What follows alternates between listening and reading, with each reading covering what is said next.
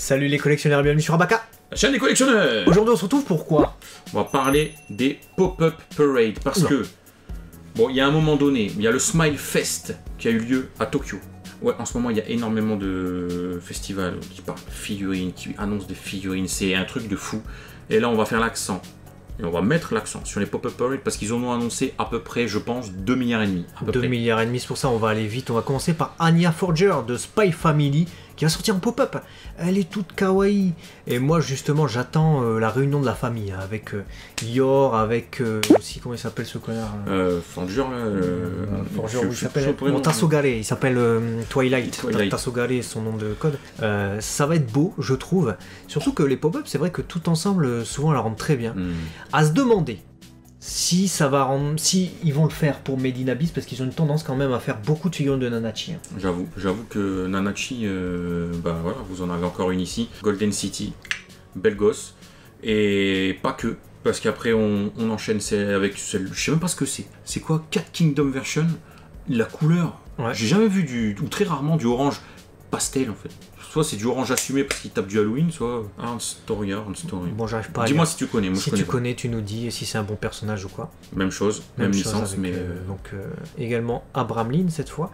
On a du Evangelion avec Asuka qui arrive avec les cheveux très longs, tout comme Lei Ayanami qui va débarquer avec des cheveux très longs. J'ai un peu du mal avec les cheveux très longs, mais les figurines par contre sont excellentes, avec un petit fan service là sur la tenue. La cuirasse bien rouge, j'espère qu'on va le ressentir, ce côté un peu SM de la tenue de Asuka. Et puis après on va partir sur une licence, alors je pense il va y avoir de la vente. On a Rainer Brown de Shingeki no Kyojin, donc l'attaque des titans. J'adore la position comme ça, dynamique, le gars il vient d'empoigner comme ça son truc. Je te cache pas, moi j'ai ça, moi je veux tous Falco et Gabi à côté. Mais tu les veux tous, tu sais, ça va, mais ça c'est des enfoirés, je suis désolé. Mais là ils viennent de taper fort, ils vont les sortir pile pour la fin. Tu vas voir. Black Rock Shooter plutôt, avec cette pop-up parade qui arrive avec un effet d'aile dans le dos. Sympathique, mais c'est pas ma tasse de thé. Ouais, pareil. Ensuite, ça je ne connais pas. Si vous avez des informations sur cette licence Night of Sidonia, n'hésitez pas à nous le dire. On a du Kimetsu no Yaiba Demon Slayer avec Obanai qui débarque avec son serpent. Bah ouais, Igolo il va débarquer avec son serpent. Voilà, encore une fois, tu sens qu'ils sont en train de s'étendre sur des licences avec des persos. Ça va faire mal, préparer de la place.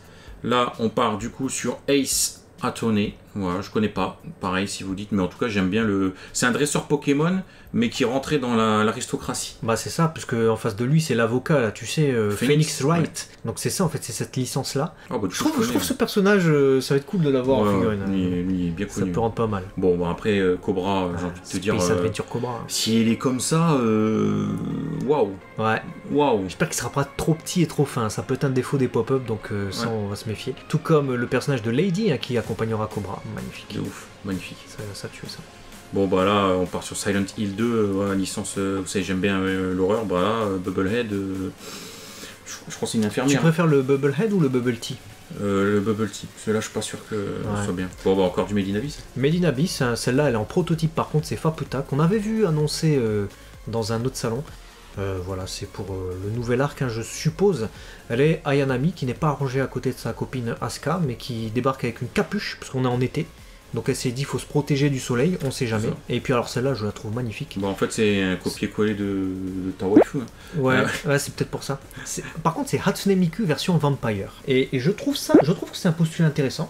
Si jamais ils viennent à nous faire des figurines un peu, tu vois, Bishojo ou je sais pas quoi, mais qui transforment un personnage de base en vampire. Ouais. Vous voyez l'idée? C'est bête en fait. Bah, c'est un peu mais ça amène une originalité. Quand on disait faites des versions Halloween ou autres de licences cultes, si tu pars sur ce truc-là, c'est à propos. Donc je suis totalement d'accord. Puis des Hatsune Miku, il y en a dans toutes les dépictions, donc pourquoi pas, tu vois.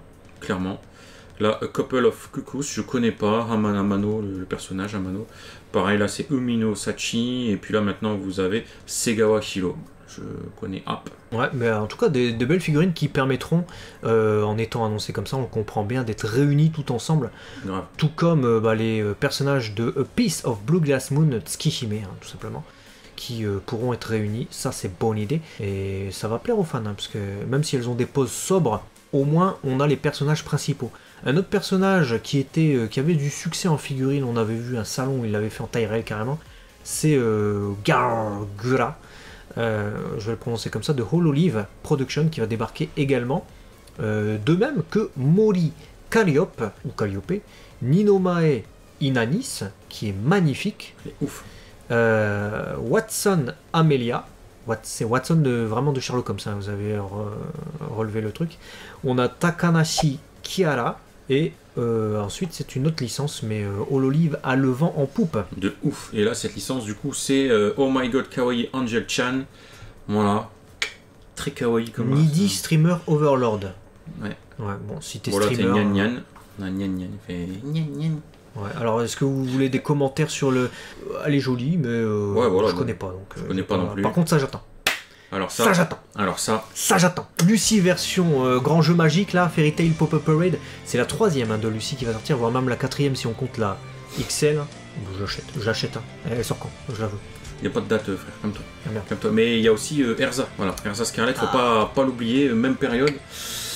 Ils sont en train de taper. Les Pop-Up Parade, ils sont en train de taper très fort. Je vous dis, ils ont récolté toutes les licences du monde là, et ils sont en train de taper fort les fans en PLS. Ouais, et ils nous mettent nous en PLS, parce qu'ils ont annoncé Wendy. Donc du coup, je me suis dit, oula, la guilde s'agrandit, donc ça va s'acheter tout ça.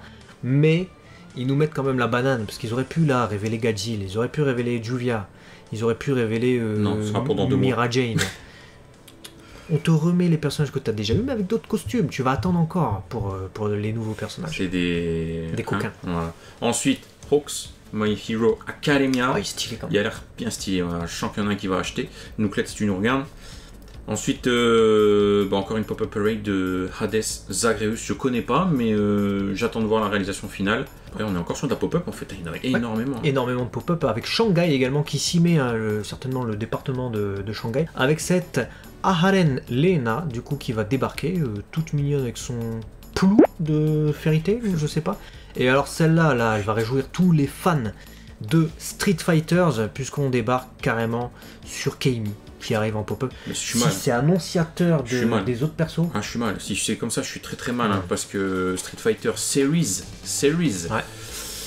Je vais être très mal s'ils annoncent des trucs comme ça.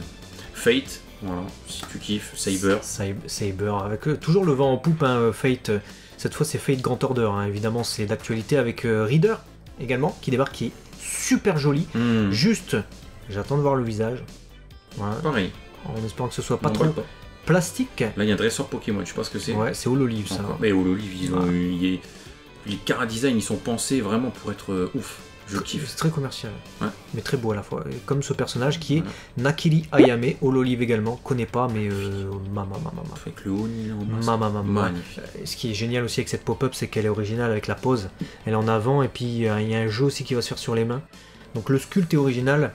Il y a une recherche de difficulté. Regarde également les deux jambes. T'as une jambe qui est comme ça, une autre qui est comme ça. On n'est pas sur un truc droit. Ouais, non, c'est génial. J'apprécie. Voilà, on part sur du lapin avec du coup la licence c'est Saikano The Movie. Ouais. C'est l'adaptation d'un film de Spencer.